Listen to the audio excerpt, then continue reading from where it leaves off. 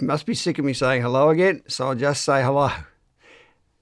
In the previous video and essay, which was number 10, I described humans' historic fear of the human condition as being so great that almost everyone has had no choice but to determinedly avoid thinking about the subject. Now, the very serious problem with this historic fear and avoidance is that now that understanding of the human condition has at last been found and made safe to confront, the mind of almost everyone is subconsciously too afraid to go near the subject and discover that this previously terrifying realm has at last been made safe to confront and understand. I mean, as the saying goes, once bitten, twice shy. So yes, as I warned in the first video of this series, the tragedy is that while the holy grail of humanity's heroic journey of conscious thought and inquiry has been to find the all-redeeming and transforming understanding of our species' fallen, soul corrupted, innocence destroyed, Garden of Eden abandoned, seemingly horrifically flawed, angry, egocentric and alienated human condition, virtually every human finds reading the presentation of it impossible. Now, I should mention that Freedom Essay 21 explains how our distant ape ancestors came to live in a completely cooperative and loving state of innocence, the instinctive memory of which is our moral soul. Yeah, so as soon as discussion of the human condition begins, the mind of almost everyone becomes subconsciously alert to the fact that they are being taken into what has been a completely off-limits realm, and consequently it starts blocking out what is being said. Their mind finds it difficult taking in or hearing what is being said. It suffers from a deaf effect to what is being presented, with the tragic consequences being that they don't discover the understanding that liberates and transforms them from the horror of the human condition. I mean, the situation is akin to someone who suffers from a dreadful fear of snakes being given a book that will cure them of their problem. But since the cure in the book unavoidably involves discussion of snakes, as soon as they try to read the book, their fear stops them from being able to do so, and so they miss out on being cured.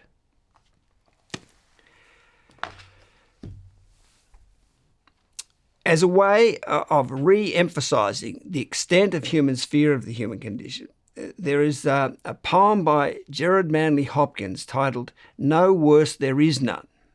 That is, as the title suggests, describes just how unbearable the depression from thinking about the issue of the human condition has historically been.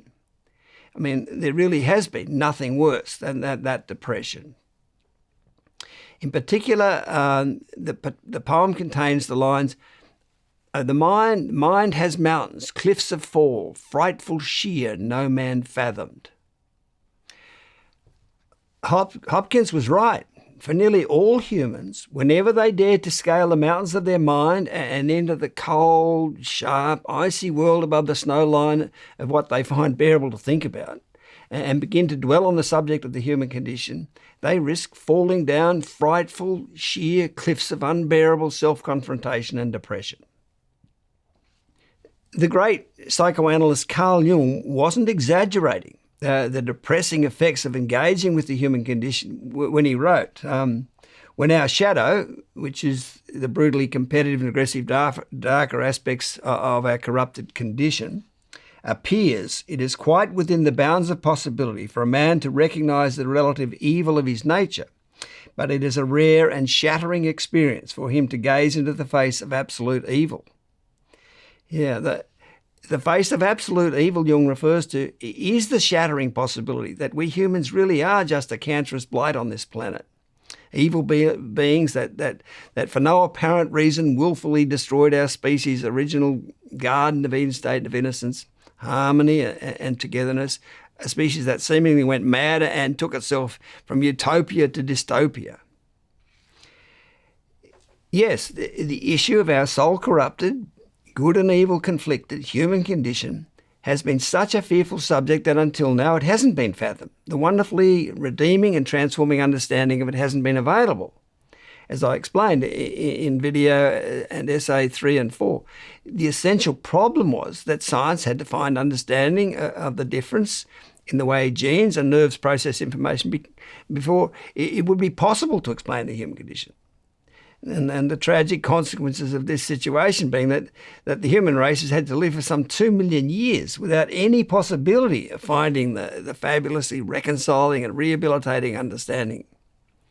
And without that vital understanding, trying to confront the subject has only ever led to sheer cliffs of fall of frightful depression.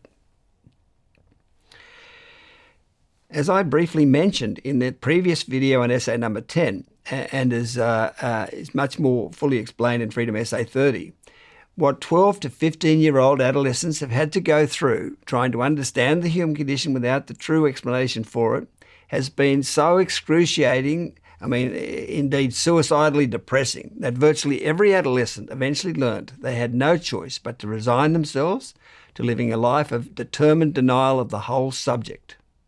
So again, the very serious problem that emerges now that the wonderful, relieving understanding of the human condition has last been found is that this terrible experience that virtually everyone went through when they were adolescents means that virtually everyone is subconsciously too fearful of the subject of the human condition to be able to effectively read analysis of it and discover that the mountains of our mind have at last been fathomed and that they can now be free of the human condition. There has been an elephant in our living rooms, a massively important issue, in fact, the most fundamental and important of all issues, yet the one issue we couldn't look at. And we can now see what that suspected elephant actually was, namely the human condition. Christ said, "The truth will set you free," and Carl Jung was forever saying that wholeness for humans depends on the ability to own our own shadow. But of course, the problem is almost no one is able to access this all-explaining and all-important truth about the dark shadow of our condition that sets us free and makes us whole. The reality is that the problem of the death effect is typically so great that unless readers are forewarned of the problem and shown how to overcome it, which is the purpose of this presentation, almost all will find reading about the human condition impossible, and so will miss out on the most precious of all gifts for humans of their liberation from the human condition.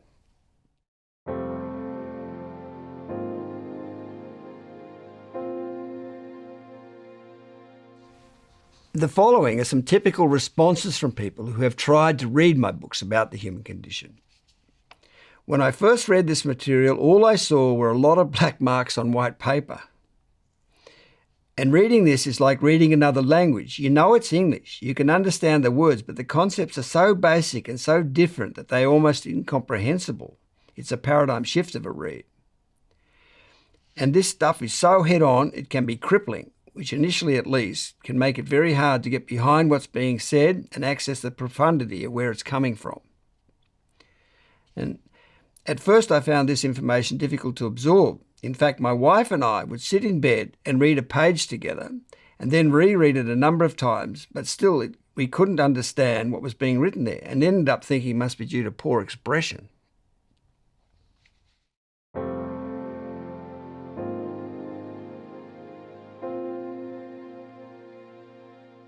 As the last response indicates, a consequence of being unaware that this resistance and blockout is occurring in the reader's mind, because when a person is in denial of something, they aren't aware that they are in denial, since obviously if they were, they wouldn't be in denial of it, is that they naturally blame the inaccessibility of what's being put forward on flaws in the presentation. They think it is, as readers of my books have so often said, badly written, impenetrably dense, disjointed, confusingly worded, too intellectual for me to understand. It takes time to get used to Jeremy's strange way of writing. It's long-winded, unnecessarily repetitive of vague points, desperately needs editing, and even lacking in any substance and meaning. Frustrated readers have gone so far as to request an executive summary, so I have some idea of what it is you're trying to say. Contrast these responses with a reader of Freedom who's overcome the death effect. Wonderful book, full of so much wisdom, and yet the author was able to write in such a way that I think a middle school student or a high school dropout, or anybody that can read at any level, would be able to understand it. Or in other words, it's not full of language written just for college graduates.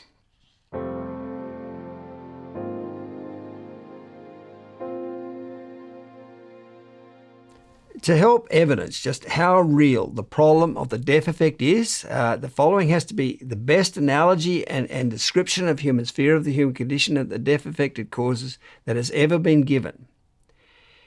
It's from that greatest of all philosophers, Plato, way back in the golden age of Greece, some 360 years before Christ. As I mentioned in the fourth video and essay, the greatness of Plato as a philosopher, philosophy being the study of the truths underlying all reality, was attested to by Alfred North Whitehead, himself one of the most highly regarded philosophers of the 20th century, when he described the history of philosophy as being merely a series of footnotes to Plato. So what was Plato's marvellously descriptive analogy of humans' extreme fear of the human condition? And what importance did he place on the resulting difficulty of the death effect in his most profound contribution to the study of the truths underlying all reality? Well, Plato's most acclaimed work is The Republic, the book The Republic. And the central focus of The Republic is our human condition. And most revealingly, in describing our human condition, Plato metaphorically depicted humans as having to live a long way underground in a cave, hiding from the painful issue of the imperfections of human life. Those imperfections being the issue of our human condition. The issue of why when the ideals are to be cooperative and loving, are we humans so competitive and aggressive? So the greatest of philosophers recognise that the central problem in understanding the reality of our behaviour is our fear of the human condition. This is what Plato wrote so long ago, but it remains oh so true. I want you to picture the enlightenment or ignorance of our human conditions. That's about the earliest description I've seen of the term human condition. I want you to picture the enlightenment or ignorance of our human condition somewhat as follows.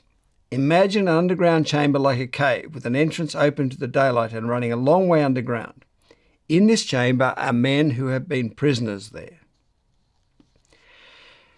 Plato described how the cave exit is blocked by a fire that corresponds to the power of the sun, which the cave prisoners have to hide from because its searing, painful light would make visible the unbearably depressing issue of the imperfections of human life.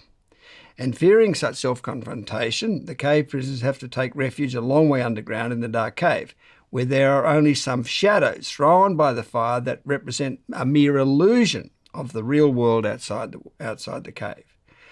Yeah, the allegory makes clear that while the sun makes the things we see visible, such that without it we can only see dimly and appear to be almost blind, having to hide in the cave of illusion and endure almost blind alienation has been infinitely preferable to facing the painful issue of our seemingly imperfect human condition.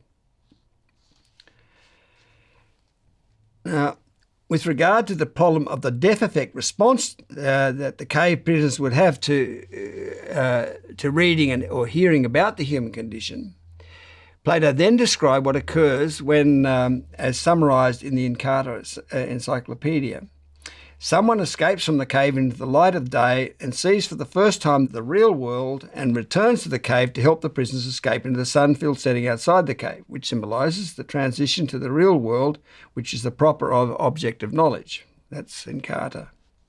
Now, Plato predicted that when this eventually happened, it would hurt the cave prisoner's eyes and he would turn back and take refuge in the things which he could see. In other words, take refuge in all the dishonest, illusionary explanations of the human behaviour that become accustomed to from human condition avoiding mechanistic science, as I describe in Freedom Essay 14. So he said that would hurt his eyes and he would turn back and take refuge in things which he could see, and you would think are really far clearer than those things that are being shown to him now. And if he were, and it says, and he said, if he, the cave prisoner, were forcibly dragged up the steep and rocky ascent out of the cave of denial, and not let go till he had been dragged out into the sunlight, in other words, shown the truthful, real description of the human explanation of the human condition, the process would be a painful one to which he would much object.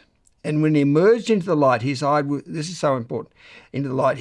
be so overwhelmed by the brightness of it that he wouldn't be able to see a single one of the things he was now told were real. Significantly, Plato then added, certainly not at first, because he would need to grow accustomed to the light before he could see things in the world outside the cave. So again, in this central and main insight into the truths underlying all reality of our human condition, the greatest of all philosophers warned that when we first start reading about what the human condition really is, we wouldn't be able to see a single one of the things we're now told were real. I emphasised really is because many people refer to and even claim to explain the human condition without engaging with what it really is, namely the issue of our horrendously psychologically upset, angry, egocentric and alienated lives. Again, all this dishonest biology is described in Freedom Essay 14.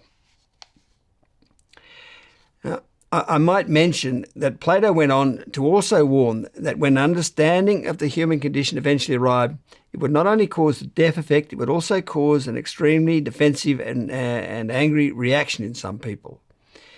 He wrote that some of the cave prisoners would say that that's the person who attempts to bring understanding of the human condition, visit to the upper world had ruined his sight. Yeah, they would treat him as mad.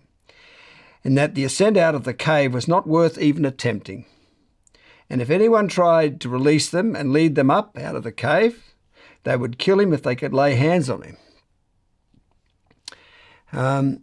As I describe in Freedom Essay 56 and in Chapter 6.12 of my book Freedom, we in the World Transformation Movement have endured years of this vicious try-to-kill-him type persecution, which you can also read a lot more about at this point in the transcript of this presentation. I haven't included in this video because I didn't want the video to be too long.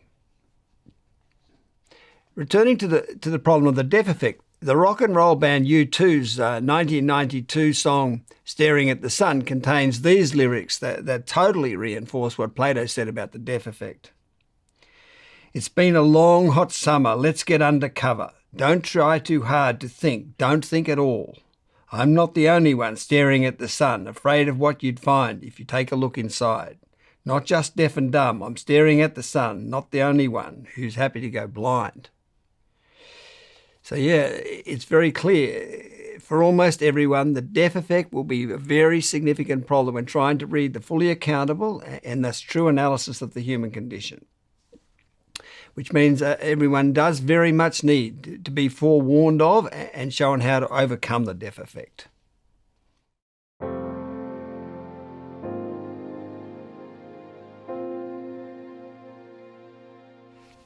Before presenting the various options for overcoming the death effect, I want to spell out just how potentially tragic the situation is where the all-relieving understanding of the human condition has at last been found, but virtually no one can access it.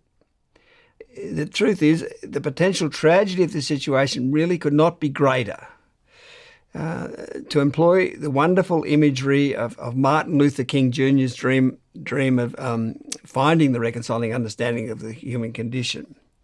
He said that when that happens, allow the bells of freedom to ring from every village and every hamlet, from every state and every city, because all of God's children, black men and white men, Jews and Gentiles, Protestants and Catholics, can join hands and sing, free at last, free at last. Thank God Almighty, we are free at last. Yes, Dr. King, but the tragedy is virtually no one can hear the bells heralding our species' freedom. The following extraordinarily honest quotes, and more of them are included in the transcript essay version of this video, make it very clear that the great hope, faith and trust of the whole human race has been that one day the all-redeeming and all-transforming human race-saving understanding of the human condition will be found. And further, they reveal how desperately needed that understanding is right now on Earth. And therefore, just how great this potential tragedy is, where the understanding of the human condition that has been sought and pleaded for throughout history has finally been found, but will be of absolutely no consequence if the death effect can't be overcome. Firstly, the clinical psychologist Maureen O'Hara stressed the urgent need for the redeeming understanding of the human condition when she said that humanity is either standing on the brink of a quantum leap in human psychological capabilities or heading for a global nervous breakdown. Yes, psychologist Carl Jung similarly recognised that man is everywhere dangerously unaware of himself. We really know nothing about the nature of man, and unless we hurry to get to know ourselves, we're in dangerous trouble. And the great Australian educator, Sir James Darling, who incidentally I was fortunate enough to have as my headmaster when I attended Geelong Grammar School, a school of such renown that Prince Charles attended it, said, "The time is past for help which is only a band-aid. It's time for the radical thinking and for a solution on the grand scale." Yeah, the human race is absolutely desperately needed to find a solution on the grand scale. So to have finally found that most precious of all insights and then not be able to discover that it has been found because, as Plato predicted, people aren't able to see a single one of the things they're now told are real, does have the potential to be the most horrendous tragedy in the history of the planet Earth. Freedom Essay 55 provides an analysis of the very serious endgame situation that humanity has now entered, and by so doing further spells out the potential incredible tragedy posed by the death effect.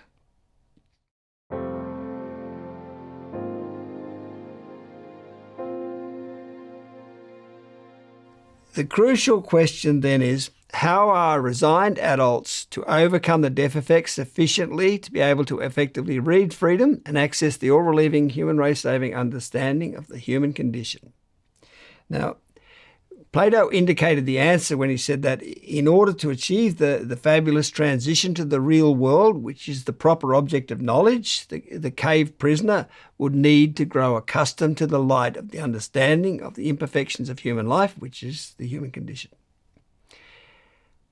Over 40 years of experience presenting the understanding of the human condition that's contained in all my books has confirmed that to overcome the death effect, people do just need to grow accustomed to the light of the understanding. When Alvin Toffler wrote in his famous 1970 book Future Shock that the shattering stress and disorientation that we induce in individuals by subjecting them to too much change in too short a time, he was actually anticipating the immense shock that the arrival of understanding the human condition would inevitably bring. But again, as Plato said, the resigned cave prisoner just needs to grow accustomed to the light. Now, what my 40 years of experience has shown is that you have four options with this difficult-to-read understanding of the human condition, which I'll now list before going through each of them in detail. You can decide not to read the material and so miss out on your chance to be liberated from the human condition. You can tough it out by determinedly and doggedly forcing yourself to read the explanation. You can patiently get there by gradually reading and rereading, or watching and rewatching, or listening and re-listening to the presentations of the explanation. Or finally, you can be assisted by having someone go through the explanation and its compassionate effectiveness in explaining human behaviour with you. As I'll now describe, it's the last of these options that is by far the best way to overcome the death effect and access this all-transforming, world-saving understanding of the human condition.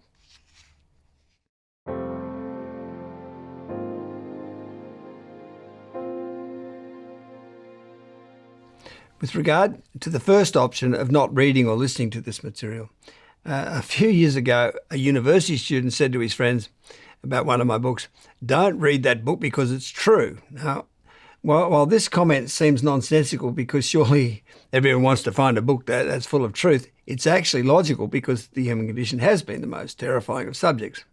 And the real truth about humans hasn't been something people wanted to read about.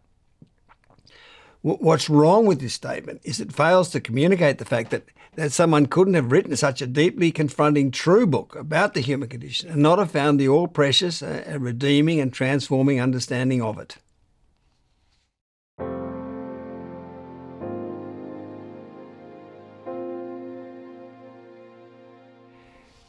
The second option of toughing it out by doggedly forcing yourself to read the explanation is well illustrated by this reader's determined approach. If it can be of any help to others in how to overcome the death effect, I will share with you my own personal approach. I took a step back and became removed from my own preconceived ideas and beliefs by metaphorically putting on a white lab coat and becoming a scientist overseeing the evolutionary journey of mankind. And from that detached perspective, it's not so shocking and painful. I had to depersonalize it. And in so doing, I managed to comprehend things in a more expanded and in-depth way rather than fearfully skimming the surface of things. I'm now embarking on my second read of the book as I find that there's so much more for me to assimilate. This book is not for the faint-hearted. It is for the courageous survivors of the greatest evolutionary journey undertaken by the human race. We emerge battered and bruised and in tatters, but it's now time to step forward with our newly illuminated light of true perception and heal our wounded selves and world. Yeah, that was courageous, but this reader was still feeling battered and bruised and in tatters, which shows that her technique wasn't an easy one, and that she's still not out in the clear and fully benefiting from the true perception she now has.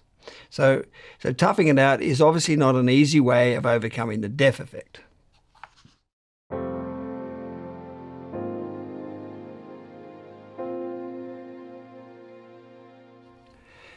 The third technique of patiently overcoming the death effect by persisting with reading or watching or listening to presentations to the explanation has been a reasonably effective strategy, but it still involves a struggle, as the following footage reveals. These are such good illustrations I gave in my 2022 presentation, The Shock of Change. I'm going to include them again here. The following is a good example of someone patiently rereading and re-listening to the explanation and overcoming the death effect. May Gibbs, the founder of the WTM Phoenix Center in Arizona, America, said, "I tried for months to get through the reading material, but my thought at the time was that it was super tedious and boring." Now, saying it was super tedious and boring is a typical death effect response. The subject of the human condition has historically been so unbearably confronting and depressing that most people's minds just don't want to engage with it, and so defensively and dismissively in effect say, "I'm not interested in what you're talking about. It's just super tedious and boring. Rubbish, meaningless rubbish as far as I'm concerned." Now, significantly, when May Gibbs persevered listening to and reading the information and eventually got through the death effect, she said, "I find it laughable now how deaf I was, because here I am today obsessing over the freedom essays, videos and Facebook group posts. It has brought such peace to my life, and I have a burning desire to get it to whoever will listen." Okay, and this is another comment about how perseverance overcomes the death effect. It's from Melinda Greenacre on the WTM's Facebook group. She writes, "Hello, I'm a first-time poster. Something weird is happening that I thought I'd share. I first came across this book, Freedom, in 2017 when I downloaded the free version, but I couldn't get past the first few pages. Then during the lockdown in 2020, I bought the paperback version for myself and my dad, but still couldn't get through the first couple of pages. It just didn't make any sense. I felt that the sentences were too long and rambling. Reading it made me tired. My mind would wander away every time, so I put it down again. But recently, in 2023, after seeing lots of WTM content pop up on social media, I started playing the main pinned interviews on the Facebook group in the morning as I was getting ready for work. A few tiny bits of information clicked into place. Nothing mind-blowing, but definitely a few aha moments. Today, I've been sitting at the bay waiting for my husband to finish a charity bike ride. I bought a coffee and thought it would be a good location to try reading the book again. In just over an hour, I've gone through 50 pages. I don't even remember why I found it so difficult. All of a sudden, it's making sense. I'm enjoying it. It's like I'm reading a different book.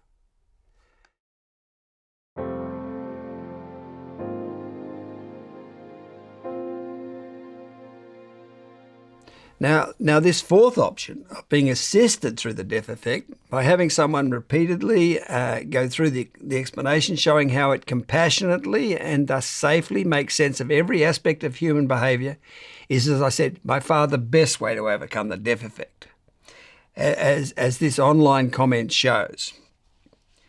When my brother first introduced me to A Species in Denial, which is my 2003 book, I read the whole book in 3 weeks and understood absolutely nothing. I said words to the effect that it is poorly written, explains nothing and makes no sense. I remember saying stuff like, I'm not upset, I never resigned, I don't have an ego, I haven't been bad, and anyway, I don't really care or need this information. I have a great wife, nice home, my health and generally love life. I'll make it regardless. Yeah, that comment is a classic example of Plato's prediction that they would say it's not even worth attempting. Then, after 12 months of listening to my brother, I thought I'd read the book again. Well, my God, wow, it was like I'd read a different book. Nearly every criticism I made about the book was incorrect.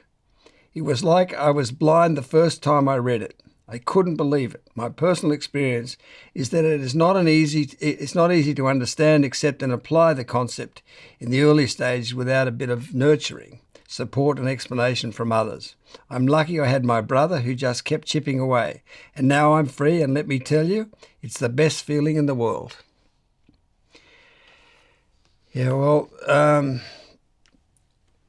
that assistance he got made all the difference.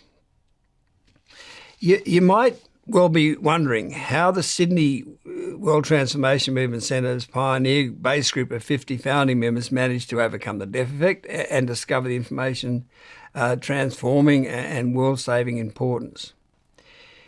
The answer is they were benefited by this assistance method. They attended a sequence of talks where I presented the Adam Stork analogy and then showed them in example after example how it was able to compassionately make sense of any and every aspect of human life, be it politics, religion, the relationship between men and women, and so on. Just how effective in eroding the death effect this method was is revealed by a comment that was frequently made after listening to a second or third introductory talk, which is, that was a much better presentation this time than last time, Jeremy. The explanations and descriptions were so much easier to follow. Now, the talks were virtually identical. What had dramatically improved was not the quality or content of the presentation, but the listener's ability to take in or hear what was being said. As I said, we can't be in denial of a subject and know we're in denial, because if we did, we wouldn't be in denial, obviously. So it's very difficult at the time to appreciate that a denial in your mind has been eroded. We inevitably think that it must be the presentation that has improved.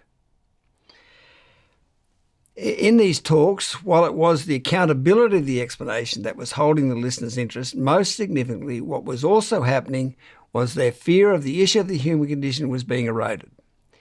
To have someone talk openly and freely about this absolutely forbidden subject of the human condition is psychologically immensely reassuring, because how could they be speaking so freely if the subject of the human condition hadn't been rendered benign, safe, and in effect, what was happening was that they were being taken into a room that subconsciously they were living in mortal fear of, and happily taken into every corner of it, showing how there was no longer anything to fear in any part of that previously terrifying room.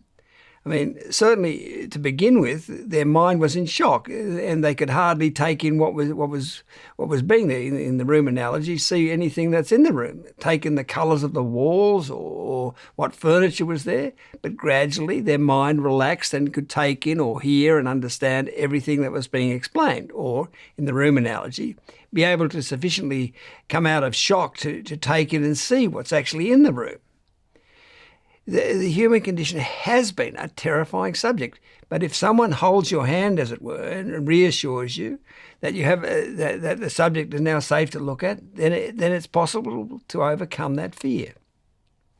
The point is, if you have just read or watched or listened to the explanation of the human condition or are about to, then you will very likely benefit enormously from our free WTM Deaf Effect course that presents these introductory deaf effect eroding talks. Each of these talks involve me talking with either a single person or a group of people who, like yourself, are new to the information. And the benefit of me talking with people who are interactive is that what they say, or as the talks progress, will likely reflect your own thoughts. And that engagement and interaction will greatly help you to follow and connect with the discussion. Each talk has the same format. I asked the participant or the participants to nominate some questions they might like answered about human existence, which I then proceed to write down and set about answering using the explanation of the human condition we now have.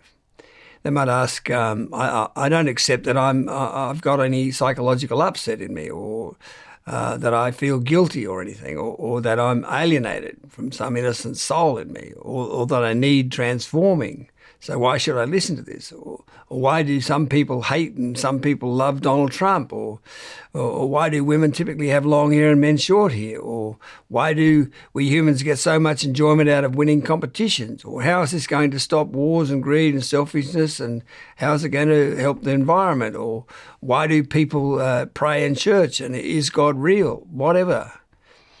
Then I go through the Adam Stalk analogy and show how it answers their questions.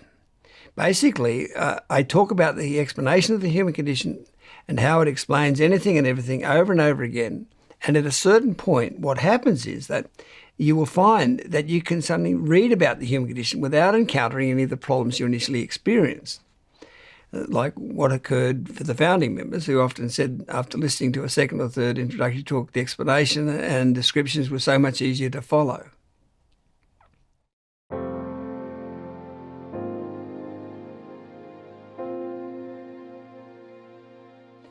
Plato gave this description of how relieved the cave prisoner would be to be free of his human condition, avoiding dishonest, dark, cave-dwelling, soul-dead existence, saying, "When the liberated prisoner thought of his first home and what passed for wisdom there and of his fellow prisoners, don't you think he would congratulate himself on his good fortune and be sorry for them?" Yeah, well, the following are some online comments about this immense good fortune of being able to access and at last understand the human condition. I know these are comments about a book I wrote, but we have the understanding now that explains that everyone is equally good and worthwhile, so it doesn't really matter who wrote what anymore, really. If Plato and Aristotle were alive and read freedom, they would die happy men. We don't have to put up with not knowing anymore. Tears streamed down my face. So overcome have I been by this book. It is the greatest book on the planet. No, wait, in the universe. In fact, it's the greatest anything in the universe. I don't care what question you have, this book will answer it. Here is the breakthrough biological explanation that proves, in capital letters, we are all in capital letters, very good. This to me is the most significant thing I have ever stumbled across. If it doesn't hit you right away, it will down the road. Gah, words are too limited for this. Here, have some love, brother. And finally, this book is why I'm alive enough to scribe to you. Joy and love to you all. So, once you have benefit from the WTM Deaf Effect course, that's in Freedom Essay 13, you'll be astonished to discover that the seemingly impenetrable fog that reading about the human condition causes does begin to lift, and that what's being presented does begin to make extraordinarily accountable sense of human behaviour and frees you from the human condition forever. So everyone, join in the great awakening of the human race from having to live in a horrible cave of darkness and burst out in the most wonderful, warm, healing, loving, happy, light-filled life imaginable.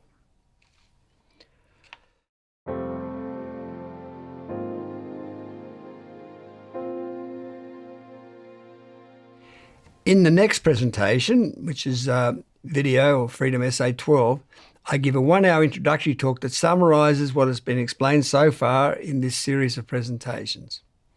Now, while this talk is not interactive, it is the initial talk to watch for eroding the deaf effect. And following that talk, our recommendation is that you watch the interactive talks that are presented in the WDM Deaf Effect course itself in Freedom Essay 13.